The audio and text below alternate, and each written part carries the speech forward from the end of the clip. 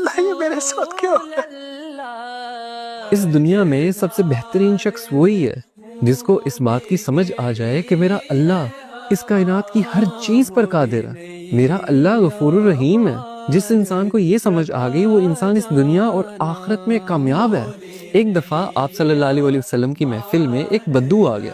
اس زمانے میں بدو ان لوگوں کو کہا جاتا تھا جو جاہل تھے۔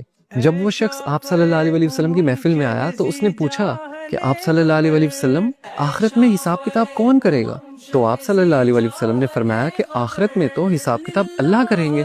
تو اس بدو نے دوبارہ پوچھا کہ اللہ کریں گے حساب کتاب؟ آپ صلی اللہ علیہ وسلم نے فرمایا ہاں اللہ کریں گے۔ یہ بات سن کر وہ بدو مسکرایا اور کہنے لگا کہ آپ صلی اللہ علیہ وسلم مجھے اجازت دے، اور وہ وہاں سے اٹھ کے چلا گیا۔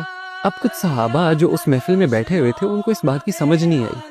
وہ اٹھے اور انہوں نے اس بدو کا پیچھا کیا اور اس سے جا کے پوچھا تم آپ صلی اللہ علیہ وسلم کی محفل میں آئے ہو، تم نے سوال کیا ہے کہ آخرت میں حساب کتاب کون کرے گا؟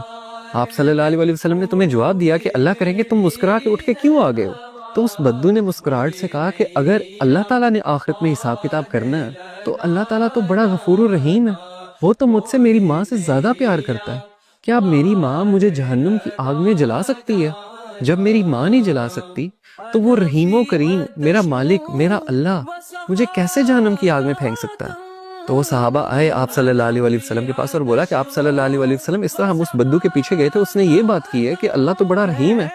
تو آپ صلی اللہ علیہ وسلم نے فرمایا کہ اگر اسے اللہ کی رحیمی پہ اتنا یقین ہے نا تو اللہ کبھی اس کو اپنی رحیمی سے مایوس کر نہیں سکتا، کیونکہ اللہ اپنے بندوں کے لیے بالکل ویسا ہے جیسا اس کا بندہ اس کے لیے گمان کرتا ہے۔ اگر اس کے بندے کو یہ یقین ہے کہ وہ بڑا رحیم ہے تو اللہ تعالیٰ اس کے لیے رحیم ہی ہے، اللہ تعالیٰ اس کو معاف ہی کرے گا۔